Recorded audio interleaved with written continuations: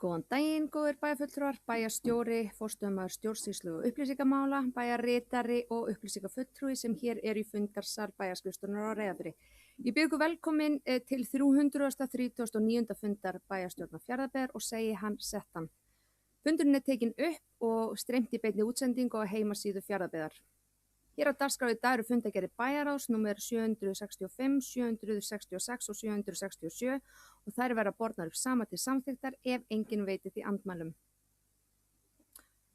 Mannvirkja og veitunefnd númer 3, númer 4 og númer 5 og þær verða bornar upp saman til samþykktar ef enginn veitir því andmælum. Íþrótta- og tómstundanemnda númer 104 og númer 105 þær verða einnig bornar upp til samþykktar saman ef enginn veitir því andmælum. Svo vilist ekki vera. Það var það hafnarstjórn númer 284, umhverfis- og skipulagsnefnd númer 7 og númer 8. Þær verða einnig bornar upp saman til samþykktar ef enginn veitir því andmælum. Fræðslunefnd númer 115, félagsmálanefnd númer 157, stjórn menningarstofu og safnastofnunar númer 3 og barnaverndarnefndar númer 141. Og síðan að lokum er eitt almennt mál en það er umsókn lán frá ofanflóðasjóði 2022. En þá göngum við til dagskrár og fyrsta dagskrá eru fundargerðir bæjarráðs númer 765, 766 og 767 og orðið er laust fundargerðir bæjarráðs. Stefán Þór Eysteinsson, formaður bæjarráðs, hefur beðið orðið, gjörðu svo vel. Takk fyrir þetta, frú forseti, herra bæjarstjóri og ágætu bæjarfulltrúar. Það er búið að vera ýmislegt að vera hérna hjá okkur í bæjarráði, þannig að það er ekki vegi að fara þessi yfir það. Og ef við byrjum á bæjarráð fundargerð 765, lið 1-3, þá er það vettvangsferð til Danmerkur og við Íslandsstofu. Við höfum ákveðið að senda 2 fulltrúa frá okkur. Okkur þykir mikilvægt svona í samræmi við okkar samræður innan flokka og milli að kynna okkur þessi mál í þaula og mikilvægt að við fáum að vera með fulltrúa á í þessari vettvangsferð, fara í þessi mál. Þetta snertir okkur að vissu leyti og greiðlega mikilvægt auðvitað fyrir okkur að vera eins upplýst og mögulega hægt er í þessum málum. Nú, ef við förum svo í mál 1.9, ráðningar í störf, þá var samþykkt þar tillaga. Það var smávægileg breyting á þeirri tillögu sem kom upprunalega. Ég held hugmyndin í grunninn var gríðarlega góð og ég tel að það sem samþykkt var á fundinum hafi svona náð þeim kjarna þess máls og það sem í raun og veru erum að ræða það að sviðsstjórar komi inn og ræði ráðningar í störf hjá bæjarráði og þetta er svona ákveðin leið fyrir okkur til að fá betri yfirsýn auðvitað yfir hlutina og hvernig sviðsstjórar sjá málin út frá sér og yfir sín svið og en ég tel þetta eins og segi hugmyndum mjög góð í grunninn og ég hef alltaf sagt að það skiptir engu máli hvaða góð hugmynd kemur. Góð hugmynd er góð hugmynd og við komist ágætis niðurstöðu þarna í þessu máli. Ef við förum svo í bæjarráð 767, lið 3.1, þá komum við að fjárhagsáætlanagerð Fjarðabyggðar. Þetta er auðvitað það sem við erum búin að vinna inn í nefndunum núna síðastliðnar vikur og það kom fyrsta útgáfa af svona hugmyndum hvernig hægt er að mæta rammaúthlutun og hún svona var eins og hún var.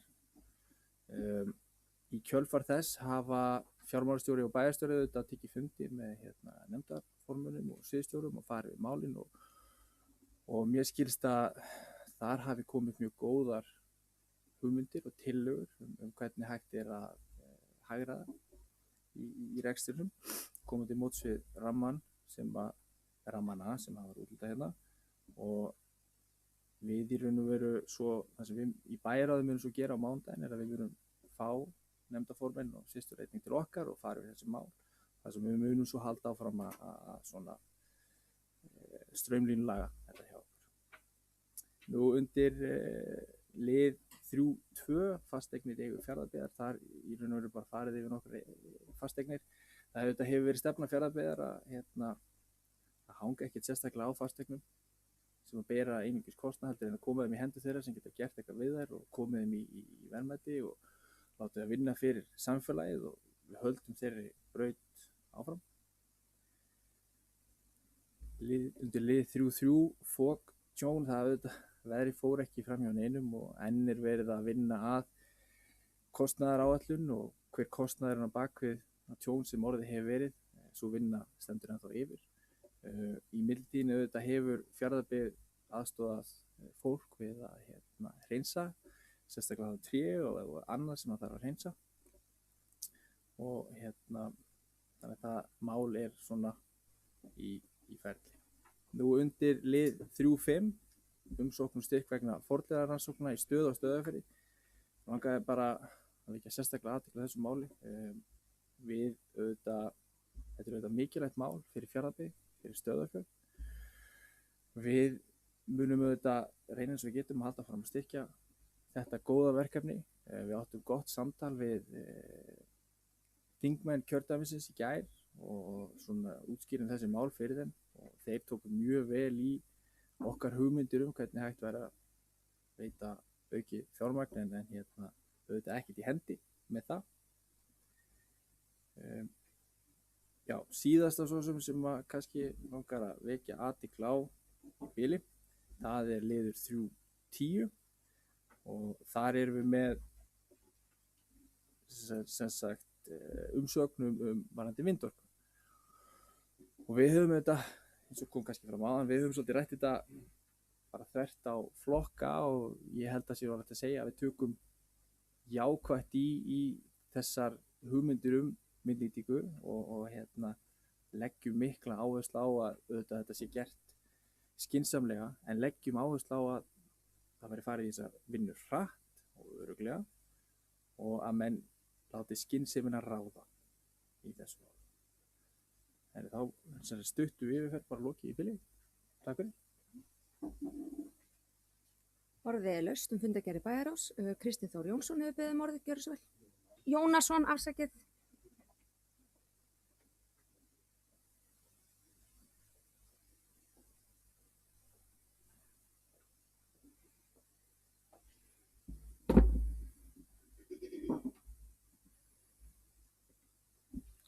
Forseti, bæjarstjóri og ágætu bæjarfulltrúar.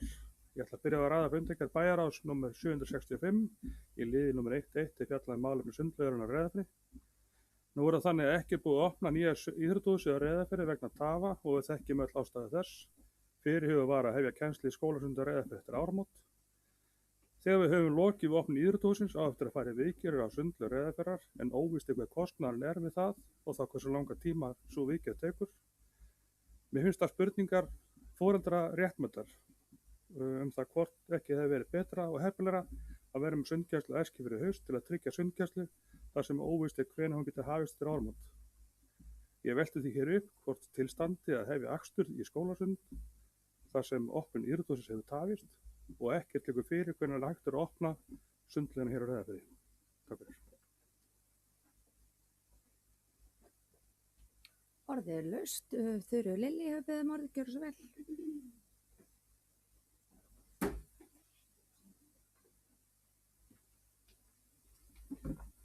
Frú forseti og kæru bæjarfulltrúar. Mér langar að koma aðeins inn á málefni 1.8 í fundargerð 765 bæjarráði. Það er sem sagt þannig að umhverfis- og skipulagsnefnd úthlutaði lóðum að Sæbakka 19 og 21 á 7. fundi umhverfis- og skipulagsnefndar. Skömmu seinna kom upp gömul umsókn sem ekki hafi verið lokað í kerfinu og óánægja þess umsækjanda. Farið var í vinnu við athuga samskipti þáverandi sviðsstjóra við umsækjanda og kom þar skýrt fram að þeir hefðu kastað lóðinni frá sér eins og það var orðað í tölvupósti sendum sviðsstjóra 5. maí. Eitthvað hefði þó misfarist í skráningu málsins í tölvukerfinu hjá okkur og finnst okkur það mjög miður. En umsóknin sem að við, eða úthlutunin sem að við verðum við var samt lögmætt. Þannig að ég vil bara halda því til haga. En við óskum samt, eða vonum að umsækjandi finni sér nýja lóðir í samráði við okkar skipulagsfulltrúa. Einnig langar mig að koma aðeins inn á málefni 3.3 varðandi foktjónið. Ég held að við megum við alveg gríðarlega þakklátt okkar björgunarsveitum og því mikla starfi sem að þær unnu. Það er alveg ótrúlega dýrmætt að eiga svona sterkar sveitir í samfélaginu sem við búum í. Og einnig langar mér að hrósa íbúum. Eftir því sem ég best veit þá gengu all flestir vel frá eigum sínum sem að gerði það verkum að það var minna tjón en orðið hefði getað. Annars var það ekki fleira. Orðið er laust fundargerð bæjarráðs. Þórdís Mjöll hefur beðið orðið, gjörðu svo vel.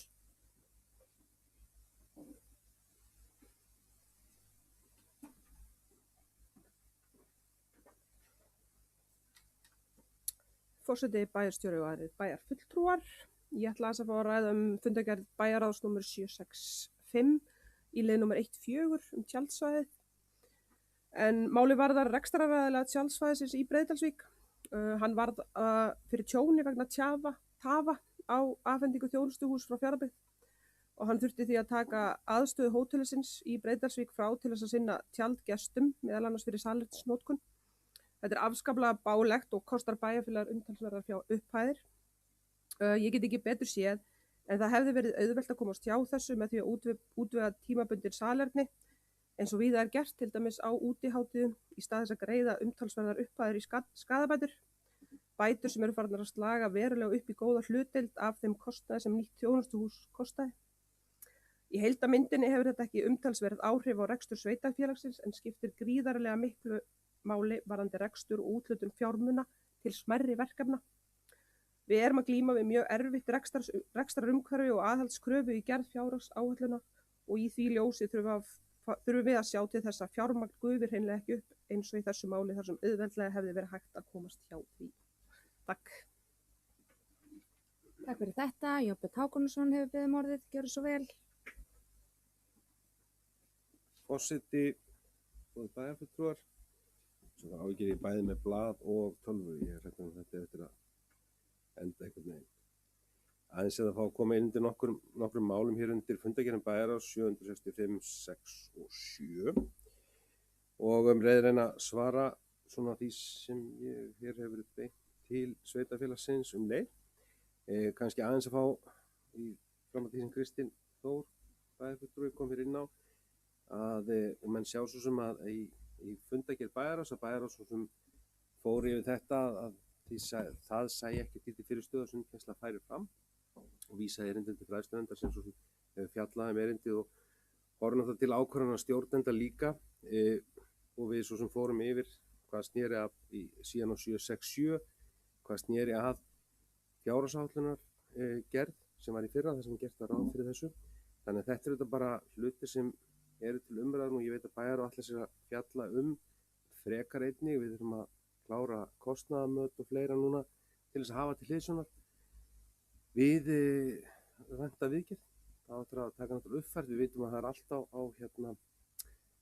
verð á efnisverð og annað slíkt núna er á miklum eins og maður segir mikilli hreyfingu í hellu, þannig að við þurfum að uppfæra og erum að uppfæra okkar kostnaðaáætlanir svolítið þétt núna eins og við getum til svona átt okkur á hvar við stöndum bara með okkar verk yfirleitt, því að við sjáum það bara byggingarefni og fleira og hvað er hægt að fá og hvernig og við sjáum það nú sannlega hérna tengslum íþróttahúsið og þegar því sem við ætlum að vera búin að opna á þessu ári að hversu miklar tafir eru á afhendingu efnis sem í sjálfu sér engin ræður við og þó maður vilja nú stundum skammast yfir að hlutir gangi ekki að því að það hafi ekki verið staðið rétt að pöntunum annars líkt en núna erum við bara og allir byrgjar eru bara þessum vandræðum þegar ég er erfitt með að svara með byggingarefni ýmis efni sem koma erlendis frá og við höfum bara séð það núna og sáum það sannarlega strax í vor við varum að lenda í miklum seinkunum í þetta og sem vonandi fer nú að sjá fyrir endan á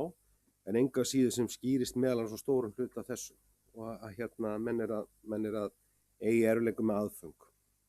Þannig að hérna ég gera fyrir þetta verið rætt inn á vettvangi bæjarráðs og örugglega vettvangi fræðslunefndar frekar. Hvað varðar lið 1-4 sem kom fram í máli Þórdísar, það er rétt að það er afar báborið þegar við lendum í aðstæðum eins og þessum. Að þarna var gerður samkomulag árinu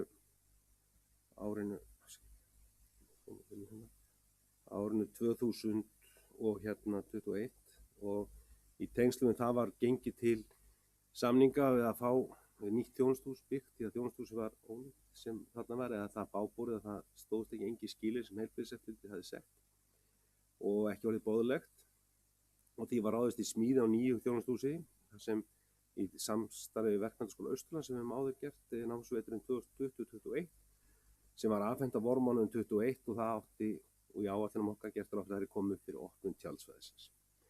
Því miður náðist ekki uppfylla tímamarkmið, það eru bæði tafir á afhendingu og leið frágangi á húsinu sem okkur fannst mjög báborið. Þetta gerði það verkum að 45 dagar drógust og það er sannarlega rétt að við hefum þurft að bregðast við fyrr og sjá það fyrr. Þannig að endar með að þessi lausnir farin þegar náttúrulega rekstraraðilinn þurfti á því að halda að bregðast við. Þetta var líka eins og með muna metár hér á tjaldsvæðum okkar. Þannig að við opnuðum fleiri tjaldsvæði eins og hér á Reyðarfirði, lögðum í umtalsverðan kostnað til þess að geta tekið á móti öllum okkar gestum sem var náttúrulega afskaplega ánægjulegt að sjá allt þetta fólk og alla sem voru nú mest innlendir gestir koma hér, njóta veðurblíðuna og njóta þess. En þetta gerir það verkum að við söndum svo 800 króna bætur sem kannski ekki stóra en manni finnst að báborið hafi ekki getað brugðist við fyrr. Og þetta bara mál sem við tókum með okkur út úr þessu til þess að læra og lendi ekki í þessum aðstöðum aftur. Síðan náttúrulega bæjarráð heilt yfir að fjalla nú tjaldstæðamál og fleira, alveg ótengt þessu máli, sem ég held að sé góð og þörf umræða og sem við skoðum. En ég er alveg sammála því að við hefum gjarnan viljað ekki þurfa að fara í þessa aðgerð. Við hefum bara viljað náttúrulega að við hefum getað staðið við það sem við ætlum okkur upphafi að hafa húsið tilbúið. Aðeins svo að fá að koma hérna nokkra lið í 767, fundi ekki bæjarráðs. Fyrst náttúrulega liður 3 sem vorum að fjalla núna fóktjónið hér sem var hér aðra helgi. Náttúrulega allt sveitafélag en hvað langmest hér á Reyðarfirði. Við vonum þetta bara hér í aðstæðum sem ekki miður var í stattur ellendis á vegum sveitafélagsins þegar þetta dundi yfir. En þökk sé nútíma tækning að maður nú fylgst ótrúlega vel með og tekið þátt í þeim umræðum sem voru hér innan húsi á okkur til að bregðast við þessum aðstæðum sem voru uppi. Aðstæði sem náttúrulega betur fyrir við sjáum mjög sjaldan og það var mjög sjaldan hér á Reyðarfirði. En alveg ótrúlegur ofs í þessu veðri og maður bara var með, ég skal bara fúslega viðkynna, maður var þetta bara algjörlega miður sín þar sem hann var staddur af áhyggjum yfir fólki. Ekki bara eignum heldur að hér yrði bara stórfelld slys. Því að sannarlega gat þessi veðurofsi gert það að verkum að hér slasaðist fólk við að reyna að bjarga eigum sínum eða bara inn í eigum sínum jafnvel þess vegna. Það er náttúrulega mesta mildin og maður þakkar fyrir bara oft á dag. Það skildi ekki verða. Og allir skildi komast heilir frá. Björgunarsveitin er náttúrulega sérstakt lof og þakkir skilið fyrir sitt starf og starfsmenn, hvort sem stofnana og sveitafélaga, verktakar sem stukku hér til út til þess aðstofa við að svona bjarga því sem hægt er að bjarga og lágmarka það tjón og svo þetta íbúar allir. Það er ljóst að þetta tjón hleypur á 100 milljóna. Það er svo langt í frá við sem búin að ná þetta með það hvort sem snýra sveitarfélaginu eða bara íbúum þess. Og það mun taka töluverðan tíma. Sem betur fer, þetta vitum við það er hægt að bæta dauða hluti en það mun taka tíma og þetta tekið verulega og það er þetta, það sem maður hefur áhyggjur af er það að þetta bara líðan fólks eftir þetta og full ástæða til þess að hvetja fólk til að nýta sig þau úrræði sem HSA hefur verið að auglýsa mjög þétt eftir umræður í almannavarnanefnd að fólk nýti sig það ef slíkt er. Það er ljóst að við munum til dæmis, ef við tölum bara út frá sveitafélaginu sem við þekkjum það best, að við munum á næstu vikum vera að taka saman niðurstöðu þess. Hér eru komnir aðilar búin að koma frá tryggingafélagi okkar, TM, matsaðilar til þess að meta tjónið. Við áttum jafnframt fund síðasta föstudag með viðbragðshópi stjórnarráðsins sem eru í ráðuneytisstjórar sem eru hópur sem settur saman fyrir nokkrum árum í tengslum við náttúruhamfarir. Það sem menn svona fara yfir stöðuna og bara upp á það að gera hvað þann kostnað sem út af stendur. Því að við vitum það náttúrulega þó að margt sé tryggt og bætt, þá verður aldrei svo að það sé ekki eitthvað sem út af stendur. Og það verður svo komið ljós hvort við einhver tekst að ná saman það, hvort við náum saman með ríkinu einhverju hlutdeild og svo framvegis.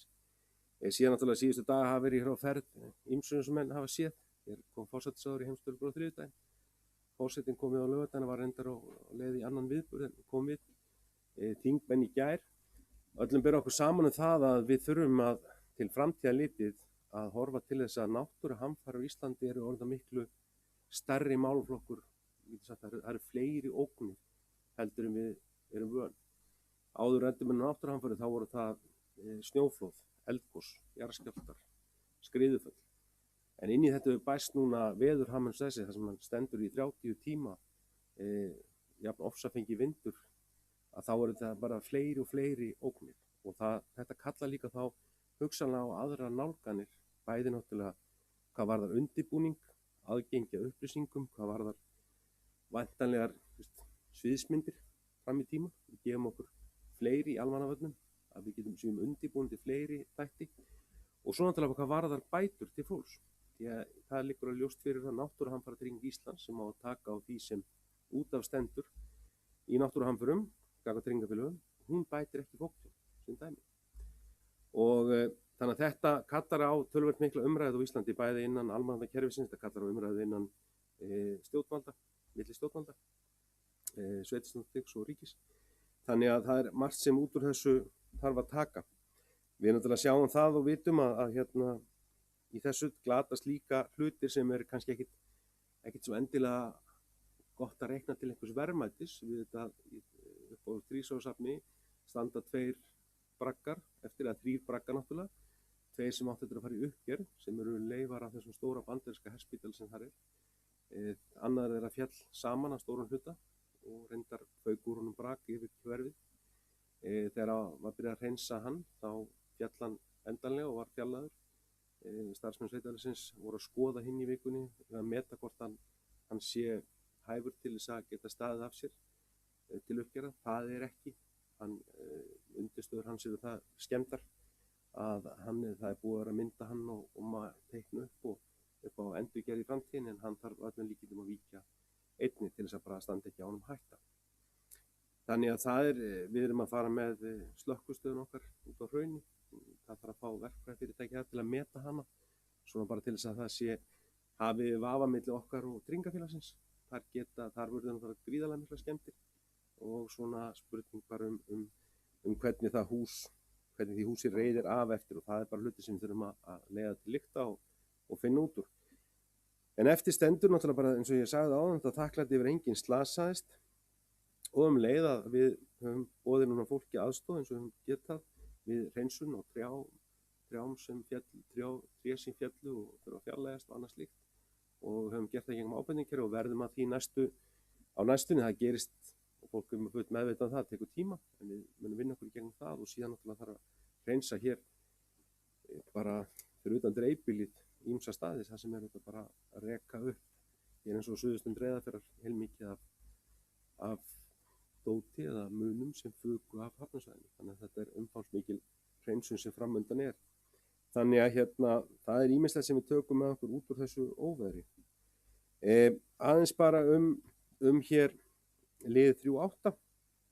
Það er sem sagt kannski til þess að það var bæjarráð fól mér að funda með aðilum sem þar sér sendin erindi, vildu taka samtal uppbyggingu, ég hef ekki að segja eins og það er nú kallað hér, smáhúsa hverfa frístundags. Við þurfum eitthvað aðeins að laga nafni á þessum lið. Hann stóð rosalíu mér á því ég las yfir fundagerð, sýndi mér hvað maður er blindur þegar maður var að lesa yfir fundagerðina við bæjarfundinum. Smáhúsa hverfa frístundahúsa. Ég hugsa þetta sé nú, en kom fram að það er áhugi aðalum að byggja hér hverfi eða frístundahús eða minni húsnæði. Við áttum þennan fund í dag, ég og Aron Leví Beck, skipulags og umhverfisfulltrúi hjá okkur með þessum aðilum, og sem með ágætum ætlum að fá að fylgjast með þessu. Það er fullu vilji hjá okkur til að taka þessu umræðu áfram. Þannig verið að horfa til minni húsnæðis uppbyggingar, ekki eins og maður segir, ekki frístundahúsnæðis, heldur bara minni húsnæða. Og við ætlum að taka þetta samtal áfram, en þetta er svona kannski, maður dregur þetta út sem sýnir þennan mikla áhuga sem núna er hér á uppbyggingu og er verulega gleðilegur og ánægilegur að finna í hverfum. Síðan bara aðeins hér saman við 310, semst umsögn sem var verið að veita vegna nýtingu vindorku, sem er alveg gríðarlegt hagsmunamál ekkert bara fyrir Fjarðabyggð heldur landið allt, að hér sé skýrt og skilmerkilegt regluverk til vindorku. Því það er ljóst, sem hefur verið margoft sagt hér og út um allt land, að hér þarf að tvöfalda orkuframleiðslu á Íslandi til þess að við komumst í gegnum orkuskipti, til þess að við getum byggt upp meðal hans verkefni eins og við erum að horfa til hér í umhverfisvænni orkuframleiðslu, rafeldsneyti og fleira. Og þetta er mikilvægur liður í því, eins og maður hefur heyrt í fjölmiðlum, það hafa verið miklar umræður um þetta núna, hversu mikil þörfir undir, og leið að eyða þá ákveðnum þáttum sem snúa að sveitarfélögum hvað varðar gjaldtöku svo af orkumannvirkjum, sem hefur líka verið ágreiningsefni eins og með þekki gegnum tíðina, þar sem stöðvarhús og fleira bera fasteignagjöld en ekki línur og stíflumannvirki. Í þessu tilveiki með vindmyllurnar er það að vindorkuverin er gríðarlega mikið að þessari óvissu sé eitt, og það á að vera með einfalt það sem hægt er að þessum vindmyllur eru bæði er ekki bara flutningsvirki, þær eru líka framleiðslu vél, þannig að þær geta borið fasteignagjöld, að við sjáum því ekki til fyrirstuð og saman það í bæjarráði að það sé, og þar leiðandi eyðist ákveðin óvissa gagnvart sveitarfélögum og tekjuöflun af svona uppbyggingu þessara garða.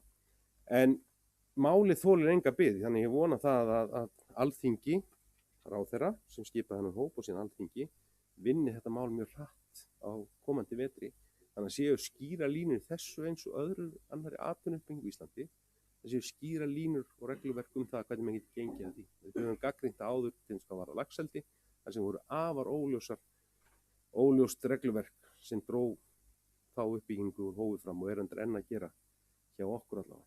En það var ekki vel, takk fyrir. Takk fyrir þetta. Orðið er laust fundargerð bæjarráðs. Jóhanna Sigfúsdóttir hefur beðið orðið, gjörðu svo vel.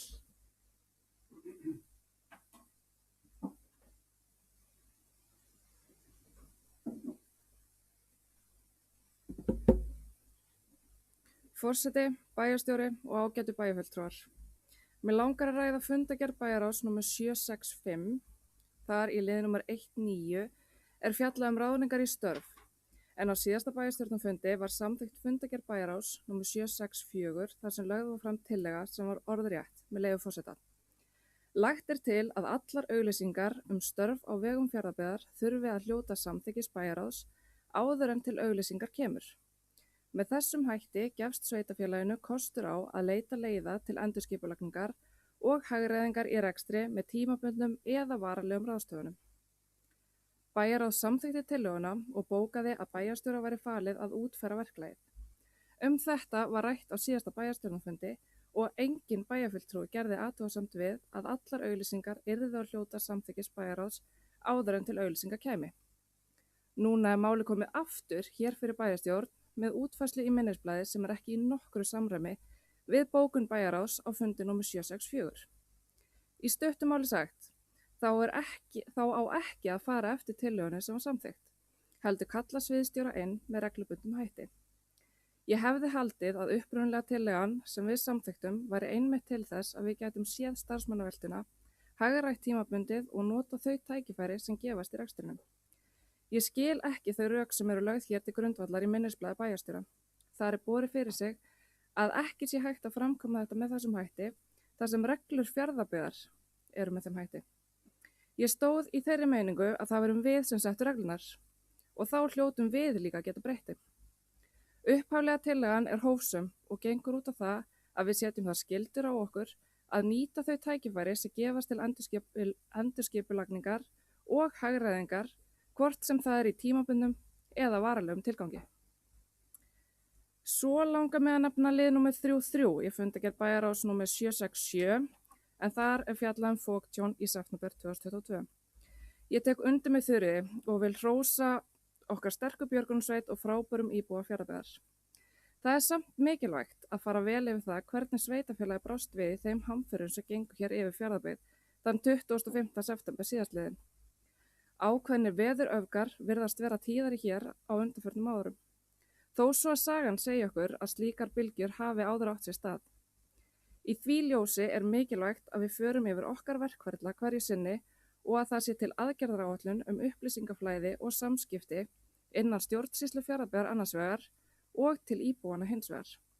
Ég geri mig grein fyrir því að almannavarnir gegna mikilvægu hlutverki við svona aðstæður, en það er líka mjög mikilvægt að upplýsingar berist til kjörinna fulltrúa þar sem þeir eru oft á tíðum í miklum samskiptum og upplýsingagjöf til íbúa svæðisins. Takk. Takk fyrir þetta. Orðið er lustum fundargerð bæjarráðs. Ragnar Sigurðsson hefur beðið orðið. Gjör svo vel.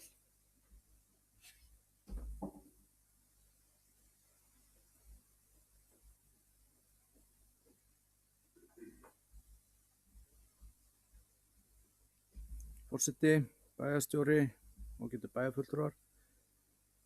Ég ætla að byrja á lið 1 í fundargerð bæjarráðs 765, sundlaug á Reyðarfirði og sundkennsla. Þetta er líka í fundargerð 767, þar er þetta í lið 37. Það vill nú þannig til að það er búin að vera bréfsendingar hér bæði frá foreldrum og einnig frá stofnunum sveitarfélagsins og greinilegt að það er, ég veit ekki hvað maður ætti að segja, misskilningur eða allavega er að minnstakosti skortur á upplýsingum. Það er alveg augljóst. Það er sannarlega gert ráð fyrir akstri í sund á þessu ári í fjárhagsáætlun. Hvort að sá peningur er ennþá fyrir hendi veit ég ekki, en þarna er mjög mikilvægt að bæjarráðið eða bæjarstjóri gangi einfallega erinda og ræði við starfsfólki sitt og greiði úr þeim misskilning sem að virðist vera og greiði úr málinu þannig að við séum ekki ítrekkað að fá bréfsendingar inn til bæjarráðs eitthvað sem að er innan húsmál og á að vera hægt að leitast eftir upplýsingum og kalla eftir þeim með mjög skjótum og greiðari hætti heldur en að eiga samskipti í gegnum fundargerðir. Í lið 1.4 tjaldsvæði 2022, þarna er bara rétt það sem hefur komið fram og fyrirspurn frá Þórdísi varðandi það hvort að ekki hefði verið hægt að komast hjá þessum gríðarlega kostnaði sem að varð vegna þessa tjón sem að rekstraraðilinn verður fyrir og maður skilur alveg hans aðstæður og það er auðvitað mikilvægt að sveitarfélagið bregðist við víst að svona fór en að mínu viti er þetta flokkast þetta undir skort á yfirsýn. Þarna er einfaldlega verið að sko bregðast allt og seint við. Við vorum búin að, eins og kom hérna fram á hann, við erum búin að gera samning, við vitum hverjar skuldbindingar okkar eru og eins og Þórdís kom inn á þá hljótum við að hafa geta komið útikömrum þarna fyrir og fundið flöt á þessu í þennan skamma tíma. Því svo sannarlega var hægt að koma útikömrum fyrir víðar í Fjarðabyggð til þess að bregðast við því ástandi sem var þetta sumar og meðal annars voru settir hér upp tímabundin aðstæði hérna á Reyðarfirði og þannig að þetta hlýtur að vera atriði þar sem að við hefðum getað séð fyrir og þarna er einfallega bara mikilvægt að við herðum okkur aðeins í því vegna þess að við þurfum að vera öflugri í aðhaldi með rekstrinum. 1.9 aðeins varðandi það sem hefur komið hér fram í þessu. Formaður bæjarráðs telur smávægilega breytingu að ræða. Ég get alls ekki litið svo á. Ég lagði fram tillögu sem var með þeim hætti að við ættum að taka fyrir öll þau lausstörf sem að verða til í sveitarfélaginu. Setjast yfir það á þeim tímapunkti og meta það hvort að við sjáum einhver tækifæri til þess að hagræða, mögulega tímabundið, til þess að bregðast við þeim aðstæðum sem við erum í.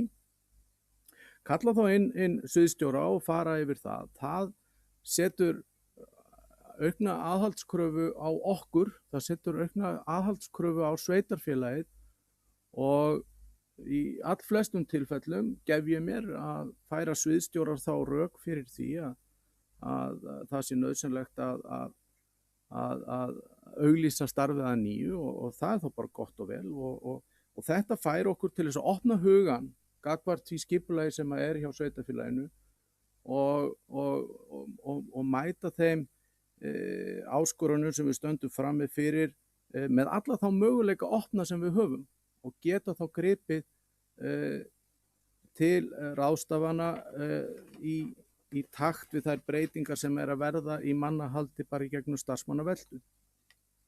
Þannig að ég held að við séum að fara á mis við gott hagræðingartækifæri þarna og ég er ekki sammála því að útfærslan sem var valin sé í anda þess sem var samþykkt. Varðandi fundargerð bæjarráðs númer 766 þá ætla ég nú svona aðeins að fara inn í léttari nótur og fara í lið þar 2.8 stjórn menningarstofu og safnastofnunar, svona úr því að ég er búinn að vera í málefnum rekstra sveitafélagsins að þá vakti íbúi athygli mína á því í dag að á laugardaginn eru stórmerkilegir tónleikar í Egilsbúð og þar er austfirsk hljómsveit, Coney Island Babies að halda tónleika með sinfóníu hljómsveit Austurlands og þetta er ekki kostuð auglýsing, ég er einfaldlega að vekja athygli á þessum tónleikum þar sem að ég get bara rétt ímynda mér hvers konar vinnu menn þurfa að leggja á sig með sinfóníuhljómsveit í æfingum og undirbúningi og öðru að halda svona tónleika og það er afskaplega mikilvægt fyrir okkar menningarstarf að við tökum svona aðilum sem er að leggja þetta mikla vinnu á sig og opnum örfum og sjáum til þess að það verði fjölmennt og ég vona að það verði uppselt á þessa tónleika því þessir aðilar eiga það svo sannarlega skilið og ég vona að íbúar og þeir sjálfur skemmti sér vel. Þá er það bæjarráð 767 og þá er ég hættur að létta nótunum. Það er foktjónið og ég tekur bara undir það sem hefur komið hér fram og það er auðvitað mjög mikilvægt að þegar að svona stórir atburðir eiga sér stað að við séum á þeim tímapunkti að halda vel utan málin og fara yfir hvað er að gerast og við séum öll jafn meðvituð og höfum greiðan aðgang á upplýsingum og séum vel í stakk búin að koma upplýsingum á framfæri og við séum svo einnig kröftu í því að grípa boltan í kjölfarið, funda með þeim aðilum sem voru á vettvangi, björgunarsveitin, slökkviliðið og svo framvegis og við séum að kortleggja hvað má betur fara og til þess að nýta í svona okkar aðgerðaráætlanir því að því miður þá óttast ég að þetta verði ekki síðasti stormurinn sem að herjar á hér eða hamfarir.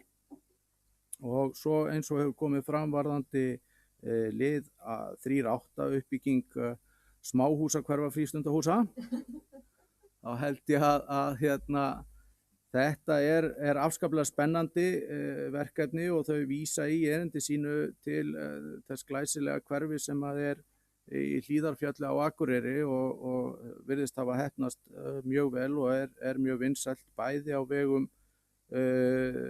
þeirra sem eru að reka orlofseignir og eins til íbúðarhúsa og mér finnst þetta mjög spennandi og ég held að við ættum að taka vel utan þetta verkefni og hvetja þau til dáða og hjálpa þeim að finna einhverja lausnir og koma þessu til verka. Og að lokum liður 3.10 umsögn okkar til umhverfis orku og loftslagsráðuneytisins nýtingu vindorku að þá það bara rétt sem að hefur hér komið fram að ég finn ekki fyrir öðru í þessu samfélagi hér í Fjarðabyggð að það sé mikil jákvæðni gagnvart uppbyggingu vindorku og þeirra verkefna sem að við höfum lagt á stað með viljayfirlýsingum í vetnisuppbyggingunni og grænum orkugarði og það afskaplega auðvelt að við sem að erum hér í svona okkar bergmálshelli sem okkar samfélag þar sem allir eru jákvæðir gagnvart verkefninu að við erum alltaf að tala við þá sem að eru okkar fylgjandi og við þurfum einfallega núna að fara að beina okkar pólitíska þrýstingi til annarra hópa þar sem að jákvæðnin ekki eins mikil og maður finnur það alveg á samtölum sínum, reyndar ekki í mínum flokki, það svona virðist vera ansi mikil jákvæðni gagnvart þessu þar en það ekki allstaðar þannig og við þurfum því öll saman að reyna að beina spjótum okkar að þeim sem að hafa efasemdir, fræða þá og taka slaginn ef svo mætti að orði komast og upplýsa þá hvernig raunhagkerfið virkar.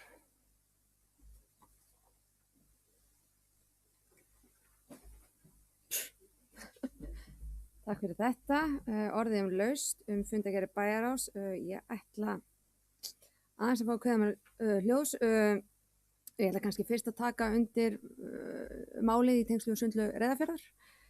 En ég tel bara að það sé mjög mikilvægt fyrir okkur að vinna þetta mál faglega og vel og ég alveg sammála því að ég held að þarna gætu við bætt okkur í upplýsingaflæði.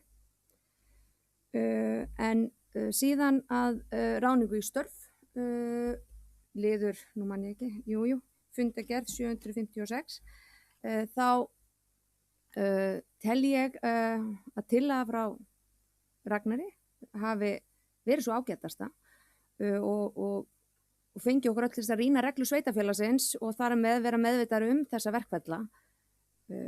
Ég tel hins vegar að bæjarráð, náttúrulega og ásamt bæjarstjórn samþykkti að Jón Björn bæjarstjóri falið að vinna þessa tillögu áfram. Ég tel þó að með því að bæjarráð taki fyrir allar auglýsingar laus störf í Fjarðabyggð séu við að vantreysta stjórnendunum sem hafa þetta hlutverk. Það er þeirra hlutverk að leita leiða líka til þess að hagræða.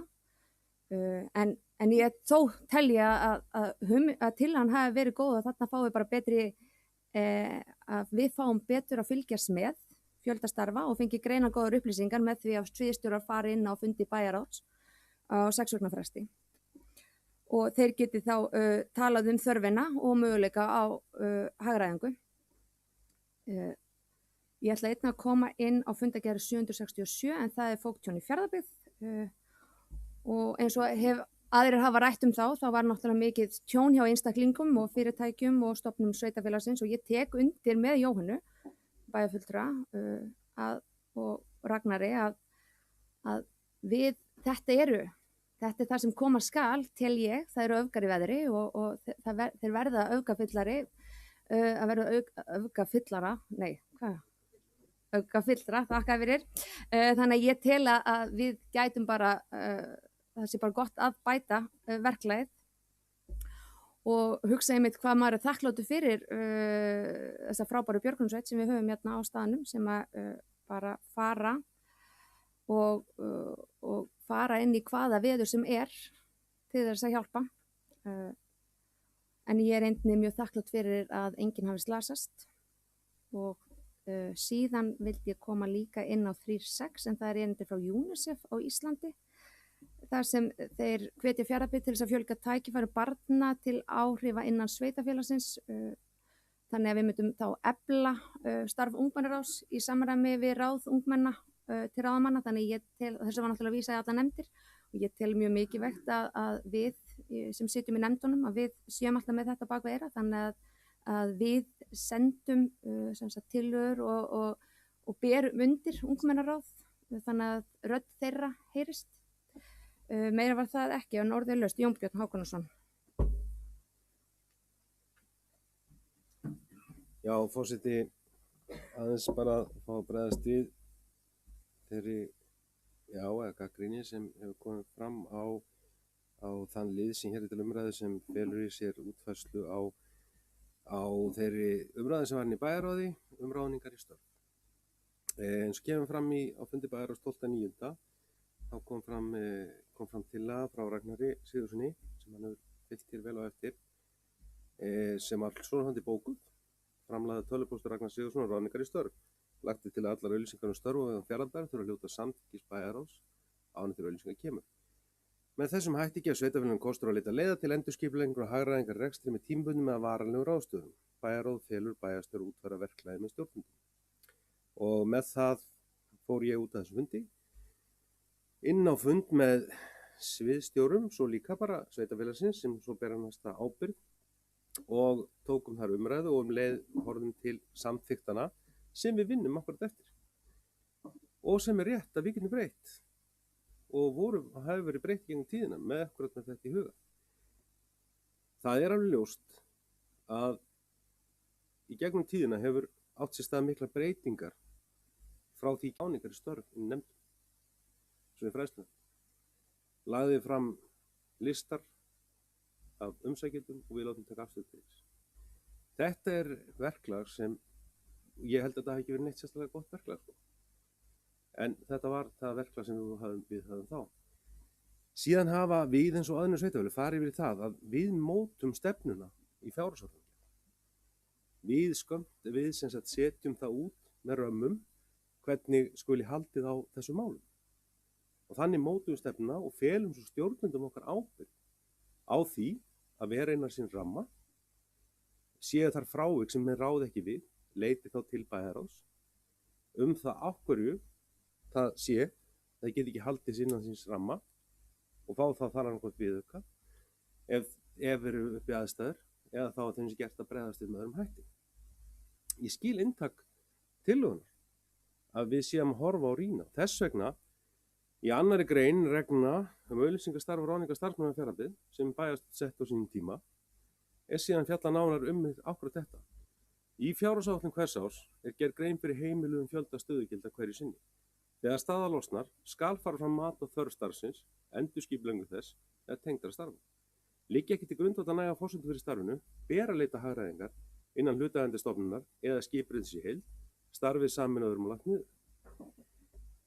Í 13. grein sömulag starfsskyldu hlutverk stjórnenda og fjarðarbið segir: stjórnendur ákveða tilhögun starfsmannahalds þeirra stofnunar sem þeir bera ábyrgð á, meðal annars ráðningu starfsmanna, tilfærslu milli starfa til reglum ráðningar fjallum.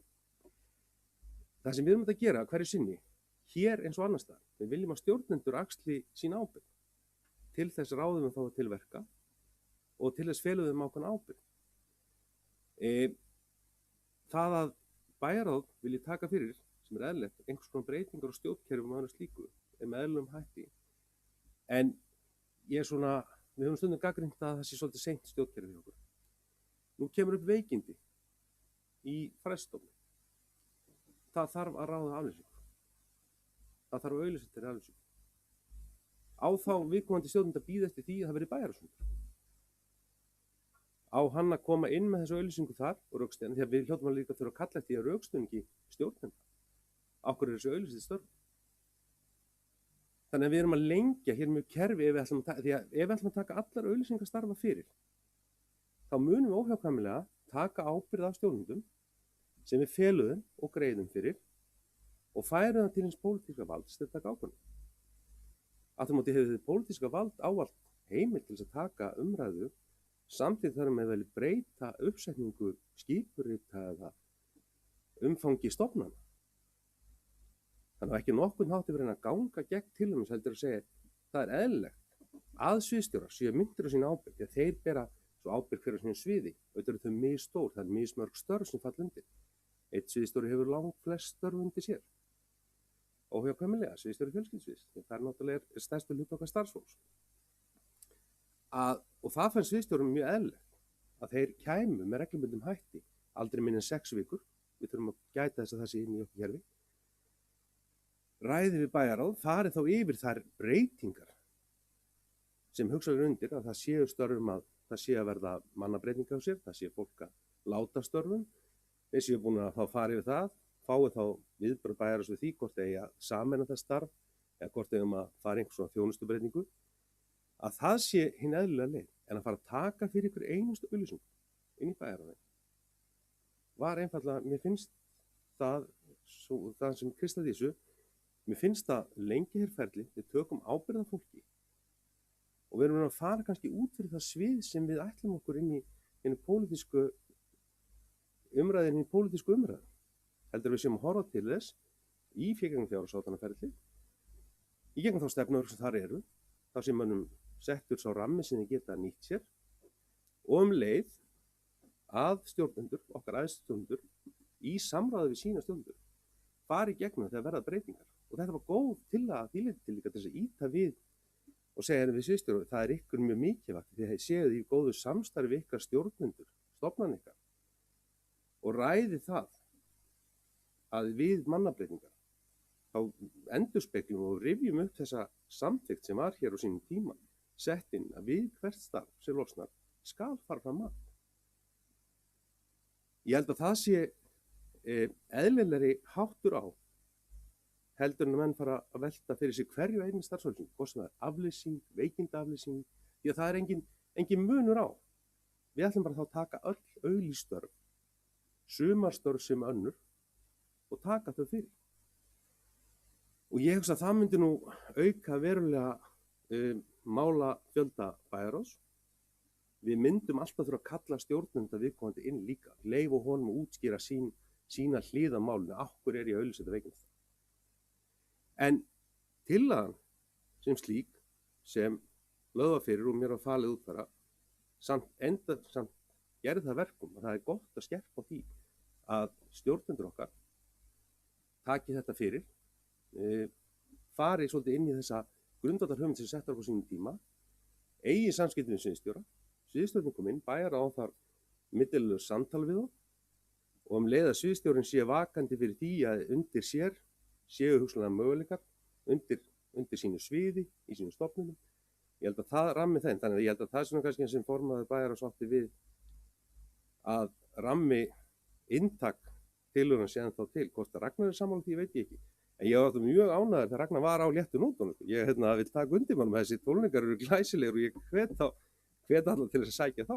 Ég var mjög ánægður með það. Ég veit að það svo auglýsing var sannarlega ekki kostuð, heldur bara verið vekja athygli á öllu þessu magna menningarstarfi sem við erum með hérna í Hverfó. Það var ekki alveg hósti. Takk fyrir þetta. Ragnar Sigurðsson hefur beðið um orðið.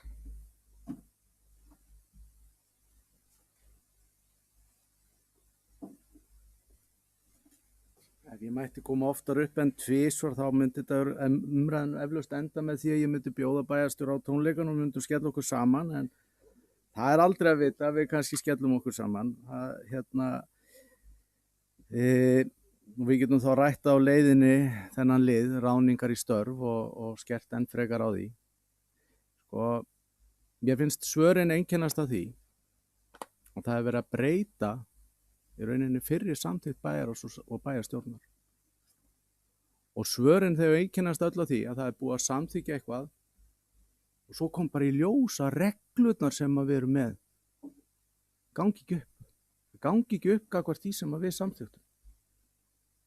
Erum við orðin svo mikið kerfi að við getum ekki hagað okkar rekstri þannig að mynda smá sveigjanleika með tímabundum breytingum á reglunum eða breyta þeim alfarið þannig að við getum verið sveigjanlegir í rekstri og brugðist við þeim aðstæðum sem uppkoma. Það er alveg rétt sem að kom hér fram varðandi það að þetta myndi lengja fundi bæjarráðs og þetta væri mjög íþyngjandi. Það lá fyrir þegar við samþykktum þetta. Reglurnar lágu líka fyrir. Það er ekkert komið fram sem að breytir þeim aðstæðum sem við vorum í þegar við gerðum engar athugasemdir við þessa tillögu. Og hún var orðrétt það að öll störf yrðu borin upp inn í bæjarráði áður en yrðu auglýst. Það var tillagan. Og við verðum einfallega að vera það stefnumótandi að geta tekið slaginn með sviðsstjórunum, veitt þeim þann stuðning og það aðhald sem við þurfum, því á endanum er það ekki sviðsstjórarnir sem bera mestu ábyrgð eins og bæjarstjóri kom inn á. Það erum við sem sitjum við þetta borð sem berum mesta ábyrgð og við berum ábyrgð á rekstrinum. Og þess vegna þurfum við að setja hér mótandi tillögur þannig að við getum stigið inn í og brugðist við þeim aðstæðum. Því aðstæðurnar eru þannig að 72% af tekjum þessa sveitarfélags fara í laun. Og ef við ætlum að skera niður, þá er árangursríkast að horfa þangað. Þar eru mestu peningarnir. Og ef við berum okkur saman við 10 stærstu sveitarfélög landsins, þá eru það bil 10% yfir þann launakostnað eða það hlutfall sem þau ber í launakostnað. Ef við förum í Múlaþing, sem er fjölkjarna samfélagi eins og við, með miklu lengri vegalengdir og miklu byggðakjarna, þá er sömu sögu að segja þar. Við erum langt umfram í hlutfalli launa af skatttekjunum okkar. Og þess vegna var ég einfallega að leggja til að við gætum verið og beitt okkar aðhaldi til þess að ná þessu niður þar sem það er hægt, með sársaukalausum hætti. Ef að við hins vegar förum eins og að tala hérna um áðan, að við leggjum línurnar í fjárhagsáætlunum og launaáætlunum. Þið getið rétt ímyndað ykkur ef að við skerum hressilega niður í launakostnaði í fjárhagsáætlunum, þá erum við einfallega að henda boltanum yfir síðstjóran og segja þið verðið að fara í uppsagnir.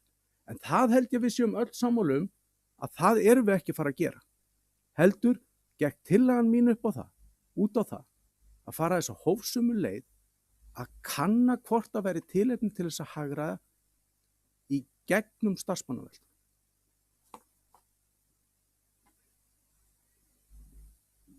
Orðið er laust fundargerð bæjarráðs. Stefán Þór Eysteinsson hefur beðið orðið, gjörðu svo vel.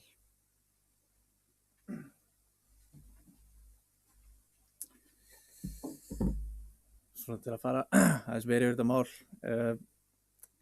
kannski ekki alveg á sömu hæð og hérna var, en bara eins og í raun og veru kom fram í máli Jóns Björns. Við erum greinilega kannski ekki alveg sammála hvort að kjarninn hafi verið einmitt innbyrtur í málinu þannig, og ég veit, það er ekki sammála þessi smávægilega breytingar. Ég einhvern veginn lít þannig samt sem aðra á að við séum að ná í raun og veru fram því sem kemur fram í máli Ragnars. Við höfum þarna fáum síðstjórnin og höfum tækifæri til að ná fram hagræðingu í þá störfum sem er að losna, og eins og Ragnar kom inn að við erum auðvitað ekki að fara að segja fólki upp. En ég veit ekki alveg hvort að við höfum þurft að tala svona rosalega mikið þetta mál. Í mínum skilningi þá þegar máli kemur fyrst fram, þá það samþykkt undir þeim svona formerkjum að þetta veri útfært betur, sem og var gert. Og niðurstaðan í raun og veru var þá að skerpum þarna á reglunum og höfum einmitt þetta svigrúm sem var verið að nefna hérna til að taka ákvarðanir og fá einmitt sviðsstjórana og þá stjórnendur líka til að meta hvort þeir þurfi virkilega ráð í þessi störf. Og eins og kom kannski hérna fram áðan, það sem helst kannski deilumáli var einmitt hvort að ef við myndum samþykkja tillöguna alveg óbreytta, hvort við værum ekki að taka of mikla ábyrgð af stjórnendum skólana, og kannski rættu sérstaklega skólana, leikskólana, það sem eru margir starfsmenn. Það er fólk að detta í veikindaleyfi, fólk sem hættir óvænt, og það þarf að ráða með mjög stuttum fyrirvara. Og við teljum í raun og veru bara stjórnendunum sé treystandi til að taka þessar ákvörðanir. Þannig við þurfum ekki að taka hverja einustu auglýsingu fyrir. En ég tel samt sem áður að með þessu fyrirkomulagi þá erum við að ná, þá höfum við þennan möguleika á þessari hagræðingu sem að Ragnar talar um. Þannig að ég held svona bara til að skýra aðeins og einmitt eins og Jón Björn kom inn á, ég vona að þetta hafi svona svolítið útskýrt á mína sýn á máli. Takk. Orðið er laust fundargerð bæjarráðs. Það hefur enginn beðið orðið og þá ber ég fundargerð bæjarráðs nr. 765, 766 og 767 upp til samþykktar og þau sem er að samþykkja vinsamlegast gefi merki. Fundargerðir eru samþykktar með 9 atkvæðum. Næsta dagskrá eru fundargerðir mannvirkja og veitunefndar nr. 3, 4 og 5. Orðið er laust. Stefán Þór Eysteinsson, formaður mannvirkja og veitunefndar, hefur beðið um orðið. Gjörðu svo vel. Takk fyrir. Aðeins að fara hérna yfir nokkuð mál. Það sem er langar kannski sérstaklega að vekja athygli á er hérna breytingu, álagningu vatnsgjalda úr Hitaveitu og Eskifirði. Það sem að þessu er breytt á þann veg að núna fær fólk reikning í raun og veru álestur mánaðarlega, ekki áslega. Við fórum vel yfir þetta á fundinum og þeir sem að sitja í nefndinni og búa Eskifirði, þeir voru ánægðir með þessa breytingu, telja hana til hins betra og við vorum sammála því. Við fengum einnig undir lið 47, þá fengum við bréf frá íbúasamtökum á Stöðvarfirði, þar sem þeir fóru yfir svona þar sem að helstu útistandandi mál gagnvart nefndinni, getum við sagt, og það var mjög ánægjulegt að fá þetta bréf frá þeim og þar sem þeir fara svona skilmerkilega yfir málin og eru hófstiltir og skilningsríkir. Svo langaði mig bara aðeins að ræðum í raun og veru fjárhagsáætlanagerðina sem hefur verið í gangi innan nefndarinnar. Mér finnst hún hafa verið til fyrirmyndar. Það hefur gengið virkilega vel hjá allir í nefndinni verið bara samstiltir í þessu sem við erum að vinna að. Fjárhagsáætlanagerðin er auðvitað ekki alveg búin en við erum svona sammála í stórum dráttum það sem koma að skala á næsta ári og ég hlakka bara til áframhaldandi vinnu þarna inni. Ég held að það sé ekkert meira frá mér hér. Takk. Orðið er laust fundargerðir mannvirkja og veitunefndar. Enginn hefur beðið um orðið og þá ber ég upp fundargerðina til samþykktar og þau sem hana samþykkja vinsar að gefa merki og hún er samþykkt með 9 atkvæðum. Nú er komið íþrótta- og tómstundanefnd, númer 104 og númer 105 og orðið er laust þær. Enginn hefur beðið um orðið og þá ber ég upp fundargerð íþrótta- og tómstundanefndar upp til samþykktar og þau sem hana samþykkja vinsar að gefa merki. Hún er samþykkt með 9 atkvæðum. Næst er það hafnarstjórn númer 284 og orðið er laust hana. Arnfríður Eiti hefur beðið um orðið, formaður hafnarstjórnar, gjörðu svo vel.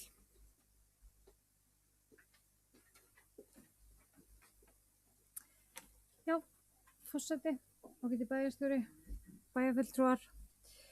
Ég ætla að koma aðeins inn á lið 9.1, starfs- og fjárhagsáætlun hafnarstjórnar. Nú vinna við starfs- og fjárhagsáætlun er hafin og áttum þar mjög gott spjall innan hafnarstjórnar fyrstu 6 mánuði ársins. Þar hefur reksturinn gengið mjög vel. Fjármálastjóri kom á fundinn og áttum þar mjög gott spjall. Við báðum sviðsstjóra að vinna áætlunina áfram og leggja fyrir okkur á 9. Aðeins lið mál 9.2. Hafnarsvæði á Fáskrúðsfirði. Samþykkt var að hefja undirbúning á stækkun Strandabryggju og var málinu vísað áfram til fjárhagsáætlanavinnu 2023 og framkvæmdasviðinu er falið umhald málsins. Aðeins lið mál 9.3. Hafnarstjórn sjávarútvegsráðstefna 2022 en hafnarstjórn samþykkir að ráðstefnan verði sótt en fleira var það ekki frá hafnarstjórn. Takk fyrir þetta og orðið er laust fundargerð hafnarstjórnar. Enginn hefur beðið um orðið og þá ber ég fundargerð hafnarstjórnar nr. 284 upp til samþykktar og þeir sem samþykkja. Hún er samþykkt með 9 atkvæðum. Næst er umhverfis- og skipulagsnefnd nr. 7 og 8 og þær er verið bornar saman. Orðið er laust hana og Þuríður Lilji, formaður umhverfis- og skipulagsnefndar, hefur beðið um orðið. Gjörðu svo vel. Frú forseti, bæjarstjóri og bæjarfulltrúar. Eins og ég kom inn á þetta á hverjum bæjarstjórnarfundi þá er ekkert lát á umsóknum lóðir og byggingarleyfi sem við fögnum verulega og ef allt gengur eftir þá verða tugir íbúða í uppbyggingu og eftir áramót í öllum byggðakjörnum að einum undanskildum. Og það er bara mjög jákvætt og vonandi dettur síðasti byggðakjarnin inn líka. En mér langaði aðeins að koma inn á lið 10.2. Það er fyrirspurn framkvæmdaleyfi vegna efnistöku í Björgunum og Reyðarfirði. en á 7. fundi umhverfisskipulagsnefndar og fjallað umsókn varðaði framkvæmdaleyfi í Björgum á Reyðarfirði. Nefndin ákvað að hafna umsókninni sem að sumum kann að þykja athugavert, en við töldum að það væri það réttasta sem við getum gert núna eins og staðan er. Umsækjandi sótti það eftir nánar útskýringum á þeirri ákvörðun og hún var á þá leið að umhverfisskipulagsnefnd hefði ekki hug á að láta af hendi möguleikann á efnistöku í Björgunum á Reyðarfirði.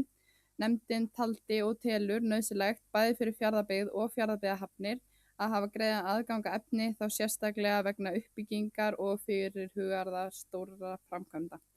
Nefndin hvatti þó umsækjendur til að finna heppilegri staðsetningu fyrir starfsemina eða kaupa efni úr námum sem nú þegar til staðar. Svo það 10.8, það er umsókn lóð að Bakka 2B. Þar kom upp svo einstaka staða að fleiri en einn umsækjandi voru sömu lóðina. Það eru mjög óvenjulegar aðstæður hér fyrir okkur í Fjarðabyggð. Kannski mætti kalla þetta lúxusvandamál, en þá kom líka jafnframt í ljós að við höfum ekki neinar sérstakar úthlutunarreglur, heldur hefur þetta verið skilgreint bara fyrstu kemur, fyrstu fær. Og það var þar leiðandi eina leiðin sem við gátum notast við og gerðum við það. Og eftir umræður við lögfræðing sveitarfélagsins var ákveðið að sú leið sem nefndin fór var réttust og leitast var leið til að finna aðrar heppilegar lóðir fyrir hinar umsækjendurnar. En við skiljum vel að þetta er miður fyrir þá sem ekki fengu lóðina úthlutaða. Eftir þetta sáum við að líklega erum við komin á þann stað að við þurfum bara að setja regluverk varða úthlutun lóða og það er nú þegar hafin vinna við það. Svo það 10.12 sem fjallskilasamþykkt, mitt sérstaka áhugamál. Það var lögð fram ný fjallskilasamþykkt, endurbætt, sem ég hvet alla áhuga saman til að kenna sér, hún er alveg gríðarlega skemmtileg. En hún er þó ekki fullmótuð eins og hún kemur fyrir hér og kemur til með að koma aftur fyrir fund. Þá vonandi fullmótuð. Mér finnst virkilega jákvætt og mikið fagnaðarefni að loksins sjá fyrir endan á þessari vinnu og að ráðuneyti geti samþykkt nýja og endurbætta fjallskilasamþykkt fyrir Austurland í heild sinni. Svo það liður 11.1 starfs- og fjárhagsáætlun. Vinna hafin við starfs- og fjárhagsáætlun hjá okkur eins og öðrum og hún gengur vel. Við erum búin að skila inn launaáætlun og hún rúmaðist innan þess ramma sem að bæjarráð hafði úthlutað okkur og þar var tekin svo ákvörðun að ráða ekki sviðsstjóra yfir sviðinu að svo stöddu. Bæjarstjóri hefur verið sviðsstjórinn undanfarna mánuð og kemur til með að halda því áfram og þannig náum við hagræðingu. Og svo næsta fundi verður farið nánar yfir gjaldskrár og fleira sem að hefur áhrif á rekstrarniðurstöðu sviðsins. Þannig að það er vinna á fullu við þetta. Liður 11.7 varðar umferðaröryggi, það var sendt inn til okkar erindi og gatnamótum Stekks og Kvíabrekku í Reyðarfirði og í rauninni eitthvað sem hefði kannski löngu átt að vera búið að laga. Og nú er loksins komin forsenda til að bæta þær slæmu aðstæður sem myndast þarna á áðurnefndum gatnamótum í vetrarfærð og ég ætla að vona að ég sjá ekki bíl ofan í skurðinum núna þennan veturinn. Þetta er ekki boðlegt. Og 20 viðbót, þannig að 11.9. Það er loksins hafin vinna við nýju endanleg gámasvæði á Reyðarfirði og Eskifirði til að byrja með og við erum ánægð og mjög stolt af því en við vonum að það bara gangi hratt og örugglega þannig að þeir sem að séu með gáma og stöðuleyfi geti tekið ný svæði í notkun áður en veturinn skellur á.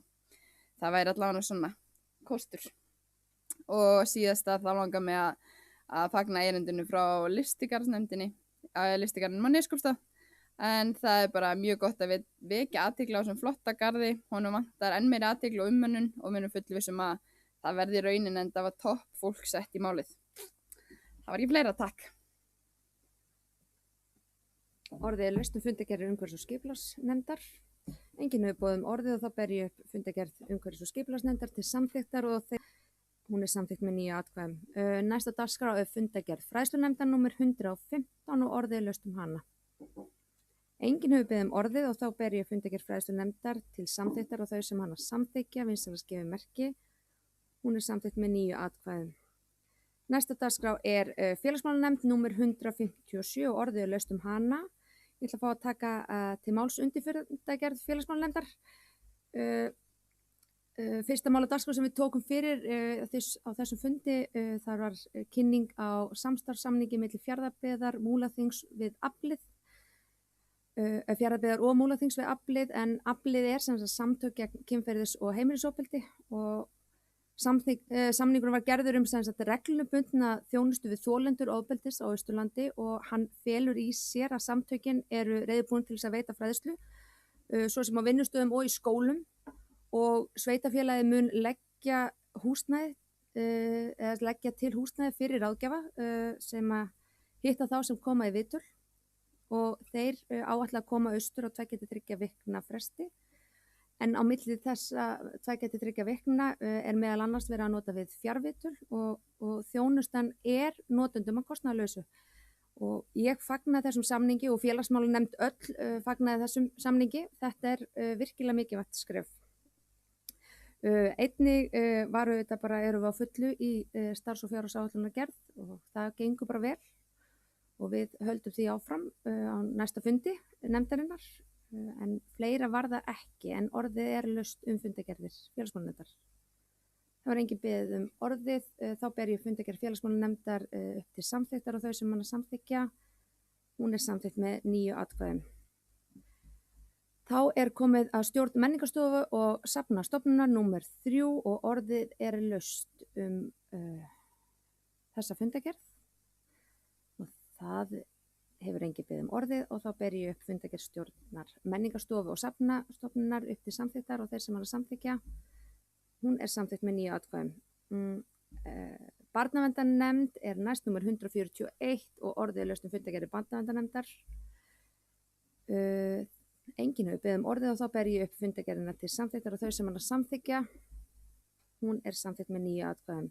Að lokum er hér almennt mál umsóknum lán frá ofanflóðasjóði 2022 og bæjarstjóri mælir fyrir þessum lið. Gjörðu svo vel.